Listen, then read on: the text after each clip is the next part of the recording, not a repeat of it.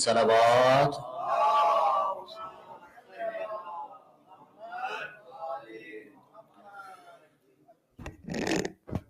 أعوذ بالله من الشيطان اللعين الرجيم. بسم الله الرحمن الرحيم.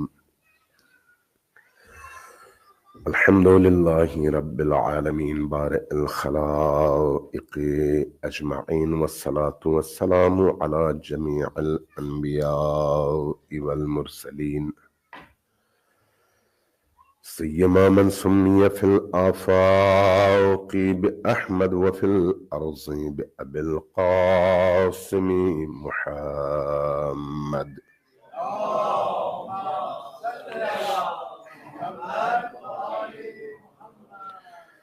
والصلاة والسلام على أولاده الطيبين الطاهرين المعصومين الميامين، واللعنة الدائمة على أعدائهم أجمعين من يوم عداوتهم إلى قيام يوم الدين. أما بعد، فقد قال الله تبارك وتعالى في كتابه المجيد، وهو أصدق القائلين وقوله الحق. بسم الله الرحمن الرحيم. إذا أصابتهم مصيبة قالوا إنا لله وإنا إليه راجعون. صلوات بر محمد.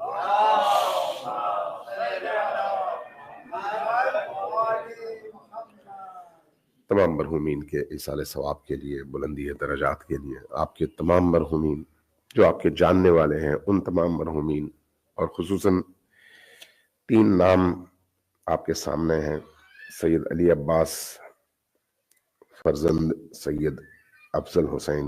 ابھی نوجوانی میں ان کا کل غالباً انتقال ہوا ہے اور ان کی ڈیتھ باڈی پاکستان لے جائی جا رہی ہے. سید فاخر حسین جعفری ابن خادم حسین جعفری، اور اسی طرح سے آج سے مہینہ بھر پہلے، 40 دن پہلے، فراد الحسن یہاں پر وفات پا گئے.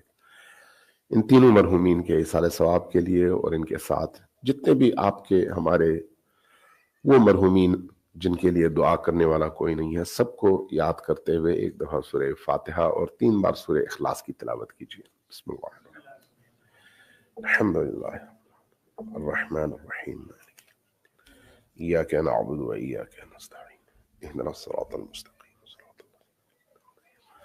غیر المغضوب علیہم. بسم اللہ الرحمن الرحیم. قل هو اللہ احد اللہ. بسم اللہ الرحمن الرحیم. قل هو اللہ احد اللہ الصمد لم یلد ولم یولد ولم یکن. بسم اللہ الرحمن الرحیم. قل هو اللہ احد اللہ الصمد لم یلد ولم یولد ولم یکن. ان دعاؤں کی قبولیت کے لیے سب مل کر صلوات بھیجیے بر محمد و آل محمد.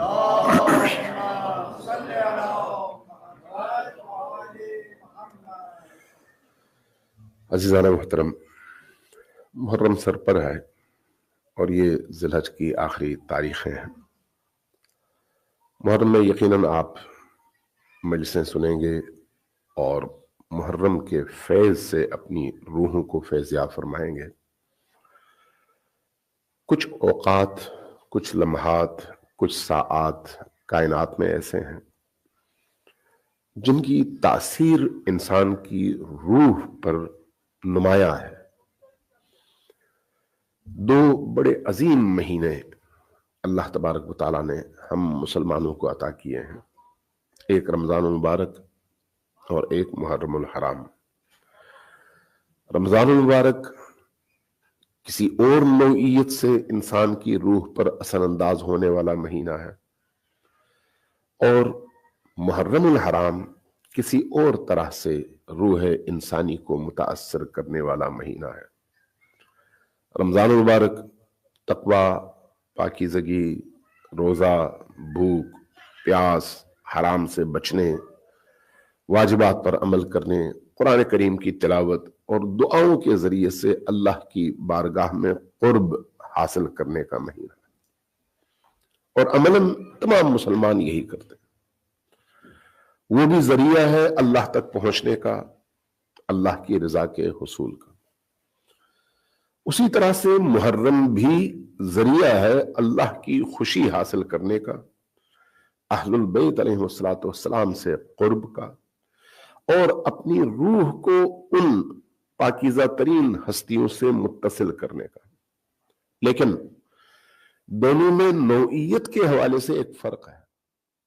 रमजान मुबारक इबादात और रियाजत के जरिए से अल्लाह तक पहुंचने का महीना है, जबकि मुहर्रमुल हराम तारीखी एतबार से कुर्बानियों के जरिए से, ईसार के जरिए से, मुसीबतों का सामना करने के जरिए से, मुश्किलात को झेलने के जरिए से, मुख्तलिफ किस्म की आफात और बलियात का सामना करके इस्तकामत दिखाने के जरिए से अल्लाह का कुर्ब हासिल करने का महीना है।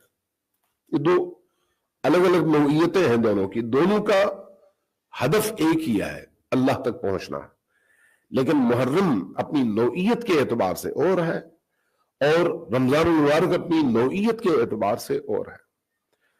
हम सबको अल्लाह ने यह तौफीक दिया है कि दोनों महीनों में इबादत करें, लेकिन बाज औलियाउल्लाह मुहर्रमुल हराम का शिद्दत से इंतजार करते थे। उसकी वजह मुहर्रमुल हराम के अंदर मौजूद अश्क, गिरिया, दिलों की वो खास कैफियत जो किसी और महीने में मुमकिन नहीं है। टूटा हुआ दिल, सोगवार दिल, मगमूम दिल, जबकि उसके मुकाबले में रमजान मुबारक में ये कैफियत नहीं होती। कैफियत नौ के एतबार से वहां पर मुख्तलिफ होती है। इंसान को अल्लाह तबारक व तआला ने अंबिया की तालीमात की रोशनी में उस कमाल की तरफ, बुलंदियों की तरफ सफर के लिए मौके फराहम किए। ये जो मौके फराहम किए हैं, इन मौके में ये दो अलग अलग मौके हैं। इन दोनों मौके की नौइयत को समझने की जरूरत है कि इंसानी जिंदगी पर इन दोनों के किस तरह के मुख्तलिफ असरात मुरत्तब होते हैं। जो अभी मुहर्रम शुरू नहीं हुआ, इसलिए आज उमूमी एक गुफ्तगू आपकी खिदमत में मैं अर्ज करूंगा कि अल्लाह तबारक व तआला के कुर्ब के हुसूल के हवाले से ये दो जो नौइयतें हैं, तक़वाए इलाही के हुसूल, अल्लाह के कुर्ब का हुसूल, मोहम्मद व आले मोहम्मद की कुर्बत का हुसूल का जो जरिया है, ये अपनी नौइयत के एतबार से कैसे मुख्तलिफ है। सलवात भेजिए बर मोहम्मद व आले मोहम्मद।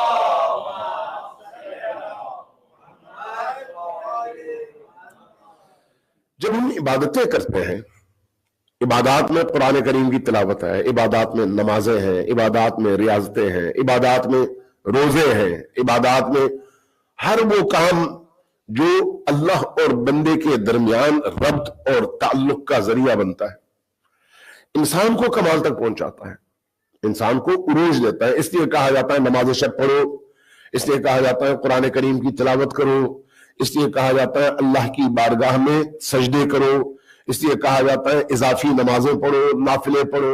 ये बहुत सारी इस तरह की इबादत, और इसी तरह से वो इबादत भी जिनका ताल्लुक इंसान के माल से है, माल खैरात करो, सदकात दो, इन्फाक करो, गरीब परवरी करो, यतीमों का हाथ थामो, बेवाओं की सरपरस्ती करो, मुख्तलिफ खैराती इदारों में मदद करो, दीनी इदारों में मदद करो, लोगों को नियाज कराओ, अलम उठाओ, जुलझला निकालो, मातम करो, वगैरह वगैरह। ये सारे के सारे वो उमूर हैं जो इबादात कहलाते हैं। लेकिन ये इबादात किस लिए है?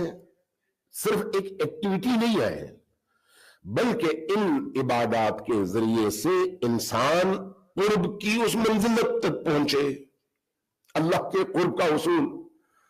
जिन हस्तियों से उसको इश्क है, मोहब्बत है, उनके कुर्ब का हुसूल, अली और आले अली के कुर्ब का हुसूल, यानी उनके करीब पहुंचना, उनके और हमारे दरमियान जो फासला है उसको कम करना, दर्जात के हवाले से जीना बजीना, ऊपर की तरफ स्टेप बाय स्टेप ऊपर की तरफ सफर करना। इस वक्त हम सबसे निचले दर्जे में है, वो सबसे ऊंचे दर्जे में है। ان اعمال کے ذریعے سے ہم چاہتے ہیں کہ ہم ہر قدم پر اوپر چڑھتے چلے جائیں اور ان کے قریب پہنچیں. یہ بنیادی طور پر ہدف ہے ان تمام عبادات کا. لیکن ان عبادات میں کچھ ایسے پہلو ہیں جو بڑے ہی خطرناک ہیں. وہ کیا ہے؟ وہ یہ کہ ان عبادتوں کو کیڑے بڑی جلدی لگ جاتے ہیں. بہت جلدی ان کو دیمک لگ جاتا ہے. بہت جلدی ان عبادتوں میں ایسے جراثیم پیدا ہو جاتے ہیں جو اندر سے ان عبادتوں کو گلا دیتے ہیں. وہ کیا ہے؟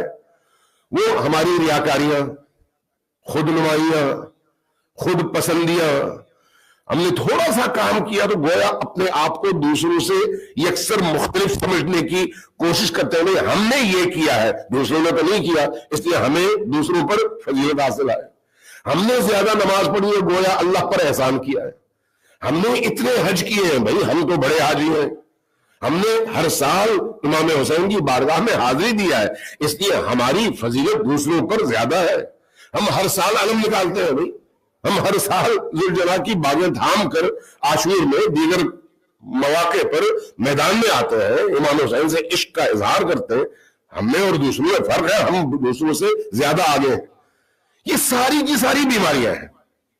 وہ بیماریاں ہیں جو ہماری انہی عبادتوں کو اندر سے گلا دیتی ہے، اور وہ گلی ہوئی عبادت نہ ادھر کام آتی ہے نہ ادھر کام آتی ہے.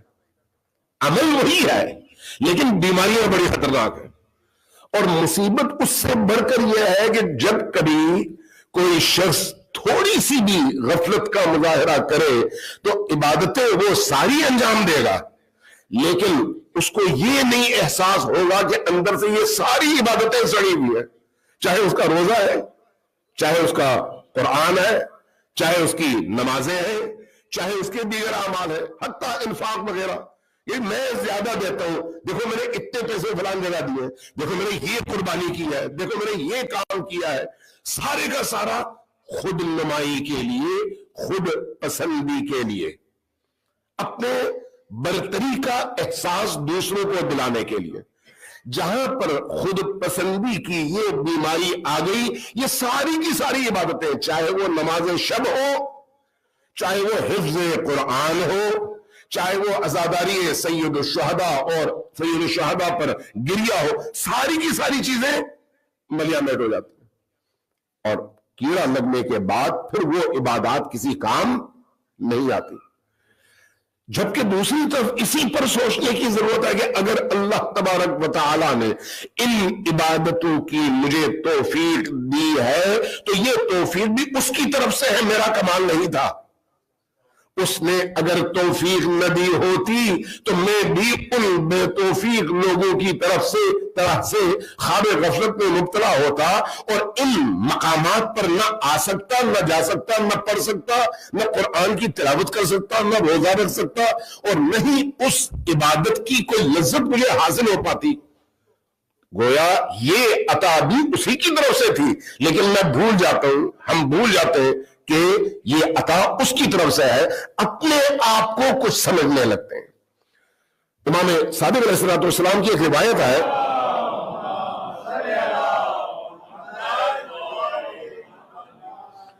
روایت بڑی عجیب ہے، حضرت ایوب علیہ السلام کے حوالے سے ہے.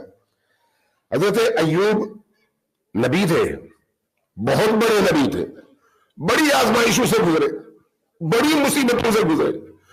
اللہ تبارک و تعالیٰ نے ان کے ایسے ایسے امتحانات لیے کہ کم ایسے انبیاء ہیں جن سے اس طرح کی آزمائشوں سے جن کو گزرنا پڑا ہو اور ان کی ایسی آزمائش ہوئی ہو، جبکہ وہ نبی ہے، اللہ کے مقرب ترین انبیاء میں سے ہیں.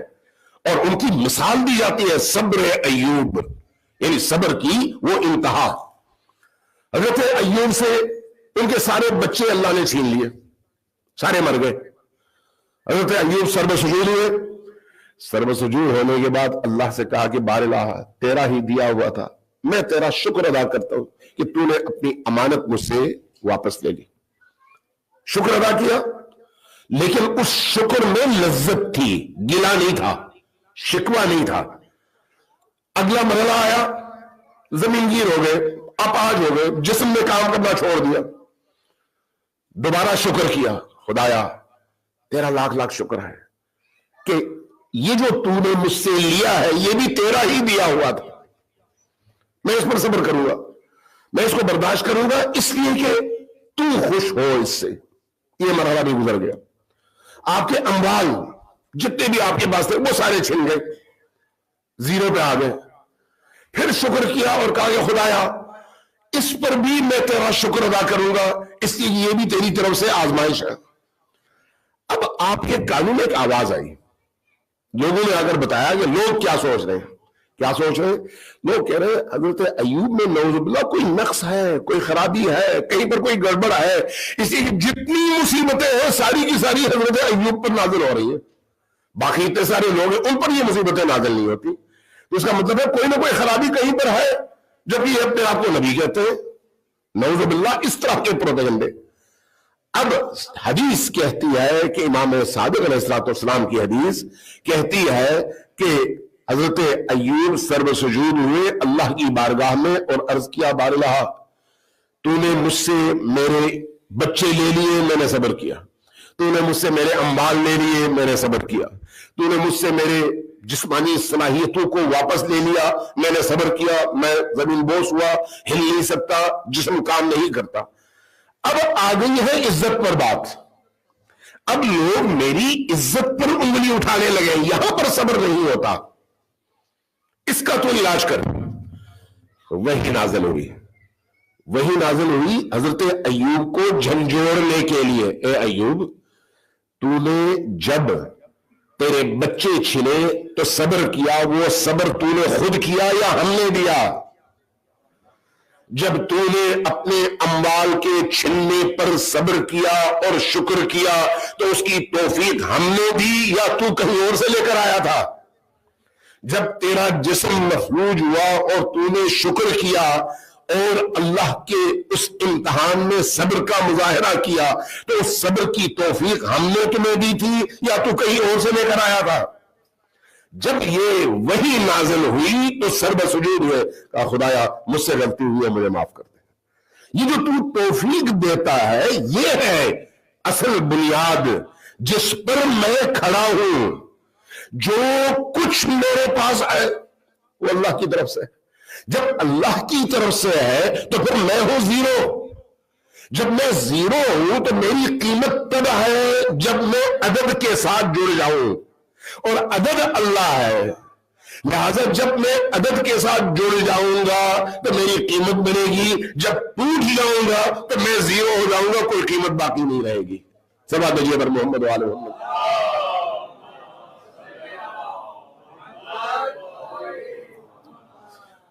देखिए इबादत चाहे कोई भी इबादत हो उसमें ये आफात भी है, ये उसकी वो कमजोर पहलू भी है कि जहां से शैतान दाखिल होता है और हमारी इबादत को मुख्तलिफ चीजों में मिक्स करके हमें उस इखलास और पाकीज़गी से निकाल देता है और उसके नतीजे में हम मेहनत भी करते हैं और उसके फल से महरूम भी रहते हैं। ये भी इबादतें हैं, इसलिए इन इबादत में ये मुश्किलात हैं। लिहाजा जब इबादत की जाए तो उन इबादत में इस पहलू को रोकने और इन चोर दरवाजों से इब्लीस को दाखिल होने से रोकने के लिए शऊरी जिद्दोजहद की जरूरत भी है, ताकि ऐसा ना हो कि इधर से हम इबादतें करें और नीचे बोरी की तह में सुराख हो, जितना हम इसमें देते और डालते चले जाते हैं नीचे से गिरता चला जाए और आखिर में हम देखें जीरो है, बोरी खाली है। ये ना हो, ये है इबादतों का एक पहलू। दूसरा पहलू है मुसीबतें, आफात, बलियात, मुश्किलात, मुख्तलिफ किस्म की ऐसी चीजें जो इंसान को खुदा के करीब तर करती है। वहां पर ये फिर आफात नहीं है। ये जो आफात इबादत में है उन मुश्किलात में ये आफात नहीं है। लिहाजा जब अल्लाह तबारक व तआला उन इबादतों का हुक्म देता है तो उन्हीं इबादतों में जहां इखलास की कमी होती है उस कमी को इन मुश्किलात के जरिए से दूर करने के लिए अल्लाह इंसान को इन मुश्किलात में भी डालता है। यही वजह है कि अहले ईमान हमेशा मुश्किलात में ज्यादा मुब्तला होते हैं। اہل ایمان. اس لیے اہل ایمان کے لیے کہا گیا ہے کہ اہل ایمان کو اپنے آپ کو ہمیشہ مشکلات اور مصائب کے لیے تیار رہنا چاہیے. بعض اوقات ایک مشکل پیش آتی ہے، امتحان پیش آتا ہے، ایک ایسی سچویشن آتی ہے جہاں پر انسان بالکل جا کے دیوار سے لگ جاتا ہے، لیکن اللہ کو معلوم ہے کہ اس عمل اور اس پروسیس سے گزرنے کے بعد یہ شخص بالکل نکھر کر کندن بن کر نکلے گا، اور پھر اس کو کوئی بڑی سے بڑی ہوا اور بڑے سے بڑے طوفان کے ذریعے سے بھی رستے سے ہٹایا نہیں جا سکتا. لیکن یہ وہ جانتا ہے، ہم نہیں جانتے. لہذا دوسری چیز اللہ کے قرب کے حصول تک پہنچنے کے لیے یہ عبادات ہیں. ان عبادات میں یہ مشکلات، کہ ان مشکلات کو انسان خوش دلی کے ساتھ قبول کر لے. مشکلات میں کیا ہوتا ہے؟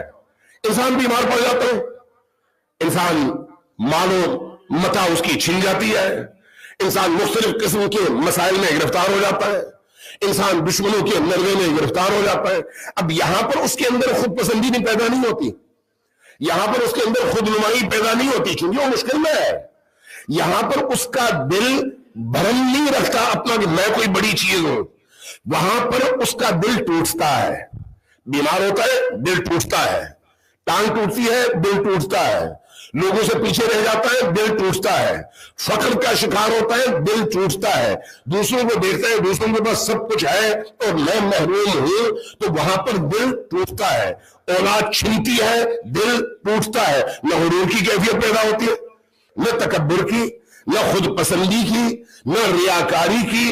کوئی ایسی بیماری جو ان عبادات میں ہے ان عبادات میں پیدا نہیں ہوتی، کیونکہ یہاں پر انسان ٹوٹ رہا ہوتا ہے. اور جو انسان ٹوٹ کر بکھر کر اللہ سے، رسول سے، اہل البیت سے جڑتا ہے وہ پھر فولاد بن جاتا ہے. صلوات دیجیے محمد وآل محمد.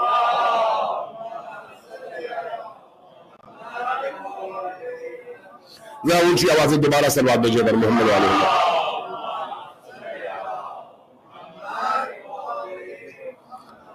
میں کل رات بیٹھا، ایک میں نے شاید پہلے بھی آپ سے عرض کیا ہے، ایک چینل ہے محفل کے نام سے، محفل القرآن.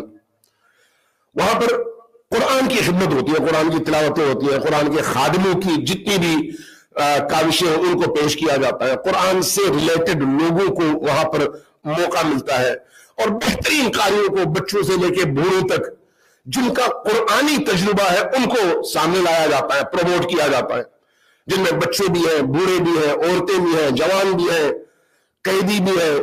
حتیٰ موت کی سزا پانے والے قیدیوں کو قرآن نے کس طرح سے نجات دی، ایسے شواہد اور ایسی مثالیں ان افراد کی صورت میں لے کر آئے جن کو دیکھ کر انسان کا ایمان سیرو نہیں تنو کے حساب سے بڑھتا ہے کہ اس کا مطلب ہے کہ خدا ہے، اس کا مطلب ہے ایک معنویت ہے، اس کا مطلب ہے ایک باطنی دنیا ہے. اگر انسان متوجہ ہو اپنے رب کی طرف، اگر انسان متوجہ ہو ائمہ اطہار علیہم السلام کی طرف، تو وہاں پر میں خاتون کا دیکھ رہا تھا. وہ خاتون ایک دیہاتی خاتون، دور دراز کی ایک خاتون. اس سے جب پوچھا کہ تم نے قرآن کی کیا خدمت کی ہے تو اس نے کہا کہ میں نے قرآن حفظ کر لیا ہے. عمر ہوگی کوئی 50 سال کے قریب. کہا کیسے حفظ کیا ہے اور اس وقت کیا کر رہی ہو؟ کہا کہ تقریباً 1200 قرآن کے ادارے میں نے پورے ملک میں بنائے ہیں. 1200. ایک بیوہ خاتون، 50 سال سے کم اس کی عمر ہوگی، بیوہ خاتون. کہا وہ کیسے بنائے ہیں؟ کہا کہ مصیبتوں سے گزر کر. میں اس لیے یہ جو مثال دے رہا ہوں ان مصائب اور آلام کے حوالے سے دے رہا ہوں. وہ کیسے، کن مصیبتوں سے گزر کر؟ کہا کہ میں جوان تھی، میری شادی ہوئی، بچہ ہوا، بچہ ہونے کے تقریباً 1 سال کے بعد دوبارہ میں حاملہ ہوئی. حمل کے 20ویں دن میرے شوہر کا انتقال ہو گیا کسی حادثے میں. کہتی میں جوان تھی، میرے پاس کچھ نہیں تھا، شوہر کے سائے کے علاوہ کچھ بھی نہیں تھا، اور فقیر اور غریب تھی. کہا کہ چند دن گزرے میرے والد کا انتقال ہو گیا. اب میرا کوئی اور تھا نہیں سرمایہ، کوئی اور سہارا نہیں تھا. चंद दिन गुजरे, मेरा छोटा भाई वो गायब हो गया। कहने लगी मेरे इर्द गिर्द कुछ भी नहीं था, आसमान दूर और जमीन सख्त, मुझे जिंदगी की कोई उम्मीद नजर नहीं आई, मैंने जाके कुछ गोलियां खा ली और खुदकुशी कर दी। कहती है मैं देख रहा था, वाकई इंसान इतना मुताअस्सिर होता है इस तरह के हकीकी वाकयात और ऐसे लोगों के तजुर्बात को देखकर कि कहने लगी मुझे 3 दिन बाद होश आया तो मैंने देखा मेरे इर्द गिर्द मेरी वालिदा, मेरी बहन और मेरे वही 2 मासूम बच्चे हैं, एक मासूम बच्चा और एक पेट में है, जिसको मैंने मारने की कोशिश की है और खुद भी अपने आप को मारने की कोशिश की है, क्योंकि जो मैंने जहर खा लिया था वो उल्टियों के जरिए से बाहर आया और मैं 3 दिन कोमा की कैफियत में रहने के बाद होश में आई। कहने लगी जैसे ही मेरी आंखें खुली, मैंने अपने बच्चे को देखा जो मुझसे लिपट कर रो रहा था, तब मुझे एहसास हुआ कि मैंने बहुत बड़ा जुर्म किया था कि अपने आप को मारने की कोशिश की। कहने लगी उसके बाद मैंने सोचा कि नहीं, मैं खड़ी रहूंगी। जैसे ही मेरी तबीयत संभली, मुझे अपने वालिद याद आए। मेरे वालिद कुरान करीम की हर रोज सुबह तिलावत करते थे सूरह यासीन की, और सूरह यासीन की तिलावत के जरिए से हमें नमाज के लिए जगाया करते थे। लिहाजा उनका वो लहन, जिस लहन में घर में वो कुरान की तिलावत करते थे, वो मेरे जहन में नक्श हो गया था, वही मुझे याद आया और उसने मुझे एक नई हयात दी कि नहीं, मैंने कुरान पढ़ना शुरू कर दिया। जैसे ही कुरान पढ़ना शुरू किया, मुझे एहसास हुआ कि मुझे ये दूसरों तक पहुंचाना चाहिए। लिहाजा इधर अपने हमसायों से बच्चे मैंने तलब किए, उन बच्चों को अपने ही उसी घर में मैंने कुरान पढ़ाना शुरू कर दिया।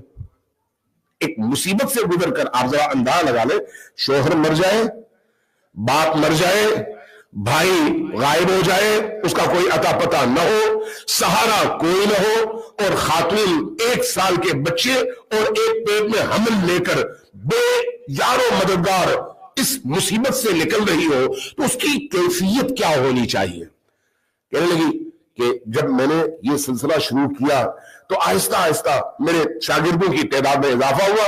फिर कहने लगे किसी इदारे ने मुझसे राब्ता किया, मैंने उनसे कहा मुझे 20 कुरान चाहिए, उन्होंने कुरान भेज दिए।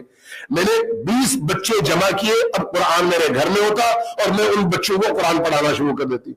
सैलाब आ गया, आज से कोई 10-12 साल पहले की बात है। कहा सैलाब आया, मेरा घर सारे का सारा सैलाब में डूब गया। वो कुरान, मुझे जो सबसे ज्यादा अजीज चीज थी वो कुरान के नुस्खे थे, क्योंकि और तो मेरे पास कुछ भी नहीं था।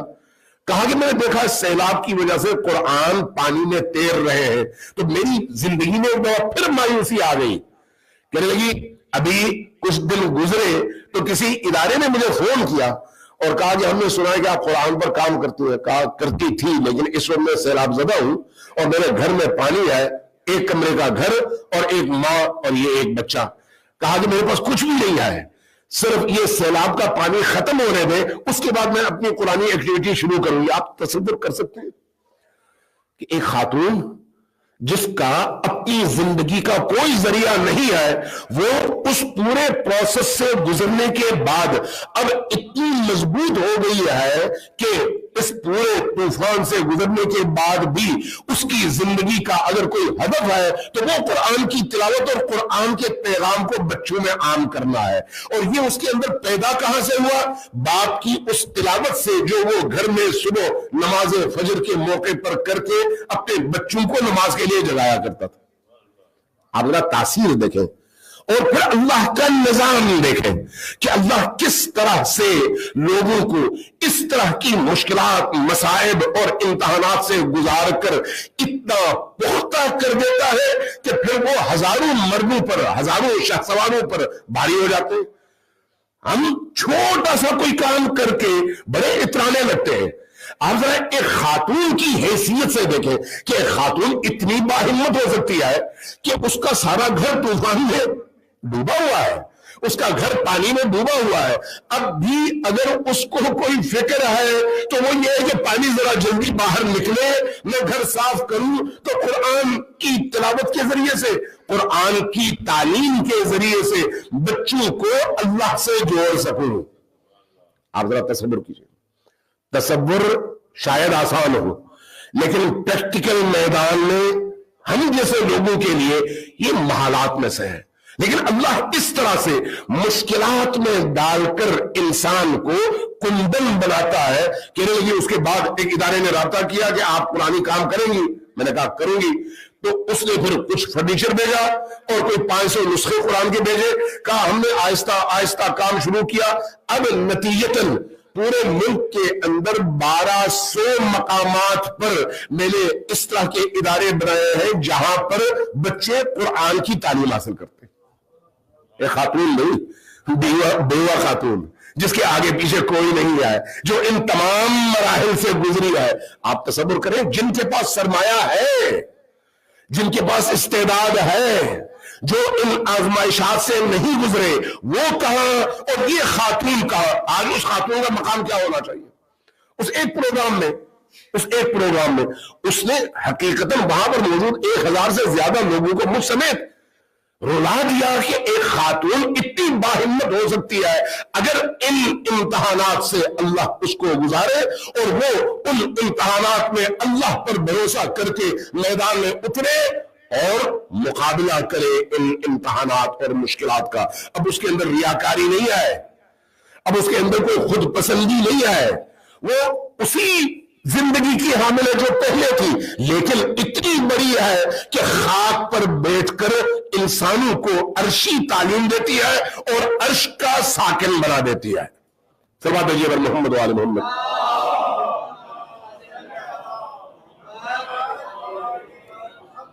میں حضرت سلمان فارسی کو نبی کریم کی وہ نصیحت دیکھ رہا تھا اور امیر المؤمنین کی فرمایا کہ یا سلمان ان لک فی علتک اذا اعتللت 3 خصال۔ بیمار ہو گئے حضرت سلمان، عیادت کے لیے آئے، ان کی بیماری دیکھی، فرمایا کہ یہ جو بیماری ہے یہ تمہارا امتحان ہے، یہ تمہاری آزمائش ہے، یہ تمہاری مشکلات ہیں۔ ان آزمائشات میں اگر تم پورا اترو، چونکہ بیماری انسان کو اندر سے کمزور کر دیتی ہے، دل نرم ہو جاتا ہے، ریاکاری نہیں آتی ہے، خود پسندی نہیں آتی ہے، بلکہ دل ٹوٹتا ہے، چاہے مال چھنے، صحت چھنے، اولاد چھنے، نتیجتاً انسان کا دل اتنا پاکیزہ، رقیق، لطیف ہو جاتا ہے کہ اللہ کے نور کو قبول کرنے کی اس میں صلاحیت پیدا ہو جاتی ہے۔ لہذا جب آئے تو فرمایا کہ تمہاری اس بیماری کی وجہ سے اللہ تم پر 3 چیزیں نازل کرتا ہے۔ 3 چیزیں، وہ کون سی ہیں؟ فرمایا اتت من اللہ تبارک و تعالی بذکر ودعاؤک فیہا مستجاب۔ اس کیفیت میں جب بھی تم دعا مانگو گے اللہ تمہاری دعا کو مستجاب کرے گا۔ یہ سب سے بڑا انعام ہے اس مصیبت میں اللہ کی طرف سے۔ وَلَا تَدَعُ إِلَّا عَلَيْكَ ذَنْبًا إِلَّا حَتَّتْهُ۔ جب تک یہ بیماری ہے، اس بیماری کے عالم میں جب تم استغفار کرتے ہو تو اللہ تبارک و تعالی بیماری سے نکلنے سے پہلے تمہارے سارے گناہ معاف کر دیتا ہے۔ آپ اللہ لگا لیں کہ ایک بیماری کے نتیجے میں اللہ کیا کچھ اس کو عطا کرتا ہے۔ اور اسی طرح سے فرماتے ہیں کہ جو درد تم برداشت کرتے ہو اس درد کی وجہ سے اللہ تبارک و تعالی تمہاری روح کو اتنا مضبوط کر دیتا ہے، اپنے آپ سے جوڑ دیتا ہے کہ اب اس پاکیزہ اور عظیم روح سے نکلنے والی ہر دعا اللہ کی بارگاہ میں قبول ہوتی ہے، اس کی بارگاہ سے رد نہیں ہوتی۔ ایک اور روایت امام صادق علیہ السلام کی ہے،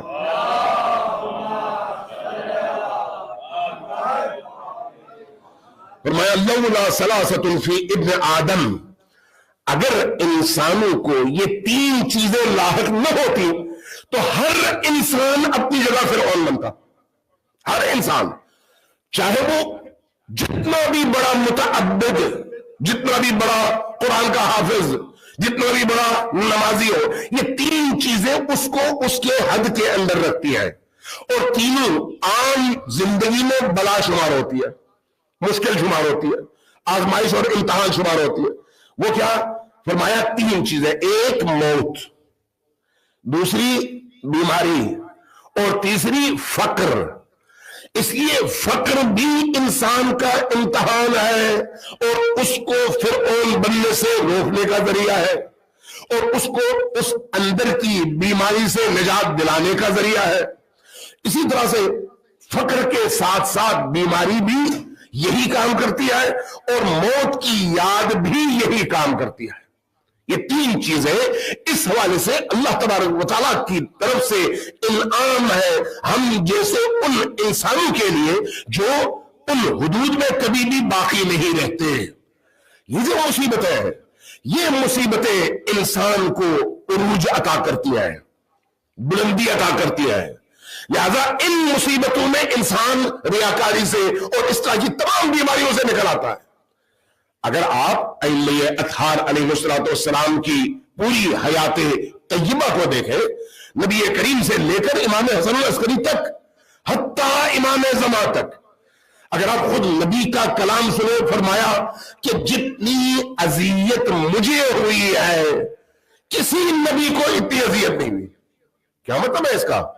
ہمیں ان کی وہ اذیتیں نظر نہیں آتی, ہم نے تاریخ میں وہ اذیتیں نہ کبھی سنی, نہ کبھی پڑھی, نہ کبھی ان پر غور کیا. امیر المؤمنین جن اذیتوں سے گزرے وہ اذیتیں ناقابل بیان ہیں. حضرت زہرا سلام اللہ علیہا جن عظمتی کے باوجود اپنے اس عظیم مقام کے باوجود جن اذیتوں سے گزری وہ اذیتیں ناقابل بیان ہیں.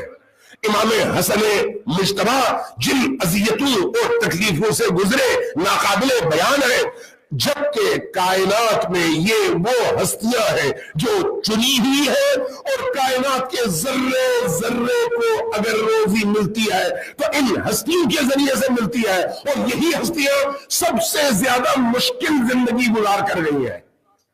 تو اس لیے یہ ہمیں سمجھ لینا چاہیے کہ کربلا پختگی کی طرف قدم ہے, کربلا نکھرنے کی طرف قدم ہے, کربلا اپنے آپ کو تمام تر ایسی مشکلات سے نجات دلا کر, جو اخلاقی مشکلات ہیں, فکری مشکلات ہیں, معنوی مشکلات ہیں, معاشرتی مشکلات ہیں, وہ مشکل جو انسان کی روح سے متعلق ہے, ان مشکلات سے نکلنے کا ذریعہ ہے. اس لیے کہ یہ وہ امتحان ہے جو امتحان انسان کے فکر سے لے کر عمل تک میں اخلاص بھر کر انسان کو کندن بنانے کا سبب ہے.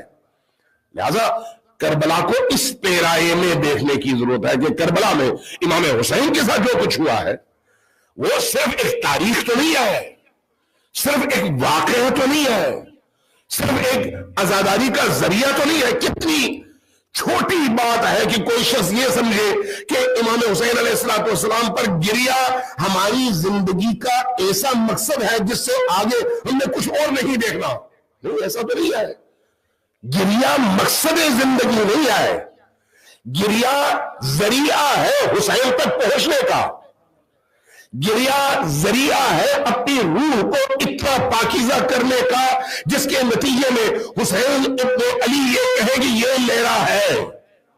محض گریا ہدف نہیں ہے, محض رونا ہدف نہیں ہے. وہ رونا جو انسان کو پستیوں سے اوپر اٹھائے, وہ رونا جو انسان کو عزت اور شرف کا احساس دلائے, وہ رونا جو انسان کو کثافتوں سے نکال کر پاک کرے, وہ رونا جس کے نتیجے میں بہنے والے آنسو اس کی روح کی تطہیر کا ذریعہ بنے, وہ رونا جس کے ذریعے سے انسان اس پست اور مادی دنیا کی خواہشات کو قدموں تلے روند کر حسین کے لشکر میں سب آرا ہونے کے لیے اور اس لشکر کی سمت پر کھڑے ہونے کے لیے تیار کر سکے اور اس دنیا کو ٹھوکر پر رکھنے کے لیے آمادہ کر سکے.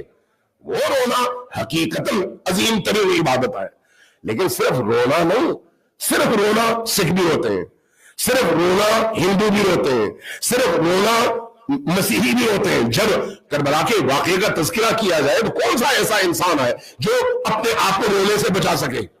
کون سا ایسا انسان ہے جس کا دل ٹوٹے نہیں؟ اگر وہ انسان ہے, آج غزہ کے بچوں کو دیکھ کر لوگ روتے ہیں تو کربلا کا واقعہ سن کر کیسے نہ روئے؟ لیکن صرف رونا نہیں, وہ رونا جس میں معرفت ہے, وہ رونا جس میں آگہی ہے، وہ رونا جس میں حسین ابن علی کی عظیم ترین روح کی عکاسی ہے، عزت نفس ہے، ظلم کا انکار ہے، طاغوت کا انکار ہے، دنیاوی تمام طاقتوں کے مقابلے میں سر اٹھا کر جینے کا درس ہے، اور اللہ کی بارگاہ میں سر بسجود ہو کر ان تمام مصیبتوں پر شکر ادا کرنے کا جذبہ اور ایمان موجود ہے۔ صلوات جمر محمد وآل محمد۔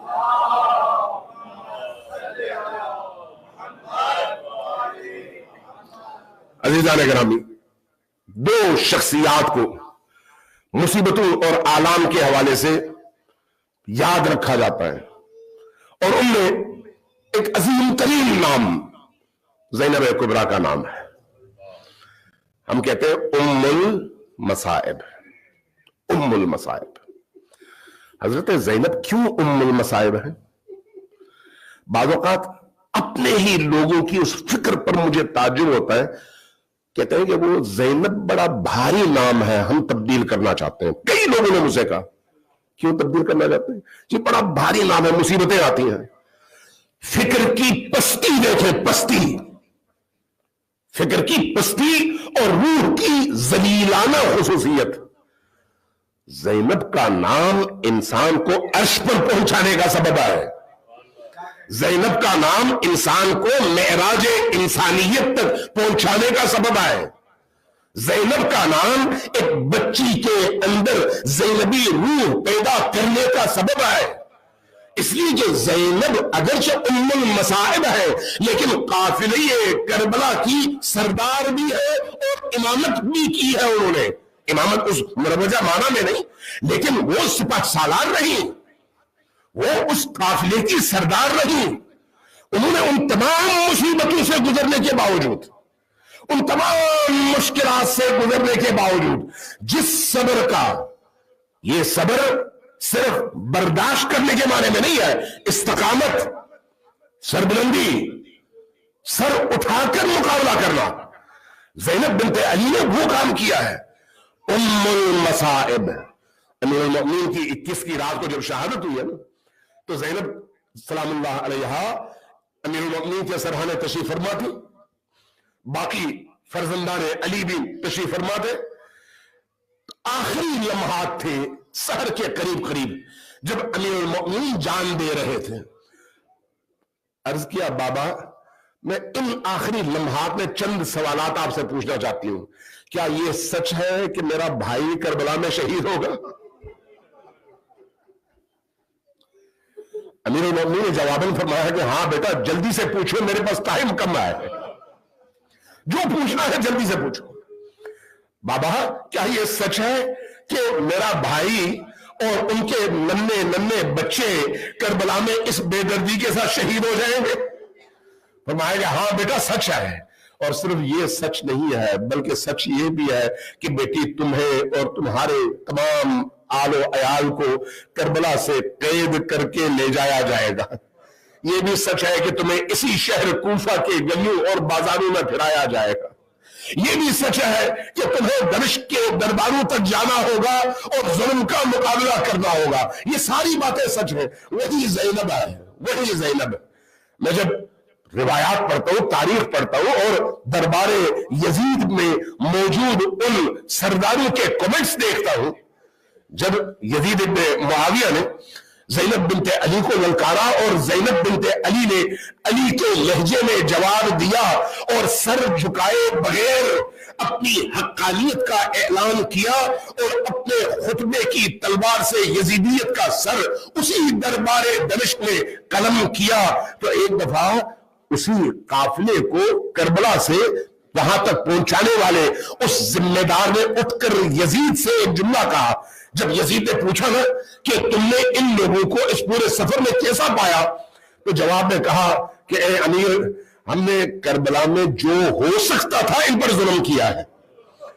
ان کے خیموں کو ہم نے آگ لگائی، ان کے بچوں کو ہم نے مارا، ان کے ننھے ننھے بچوں کو آگ سے ڈرایا اور ان کے چہروں پر تماچے مارے، हमने इन पर पानी बंद किया, इनके मर्दों के सर कलम किए और इनकी निगाहों के सामने उन लाशों पर घोड़े दौड़ाए। हमने वो सब कुछ किया जो मुमकिन था।